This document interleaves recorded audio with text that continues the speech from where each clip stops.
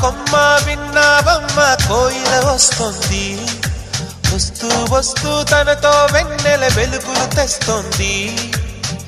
ఏవమ్మ మరుమల్లి తోరణాలు కడతావా, చిలకమ్మ ఎదురేగి స్వాగతాలు చెబుతావా, పూల పొదరిల్లేరా రమ్మందని.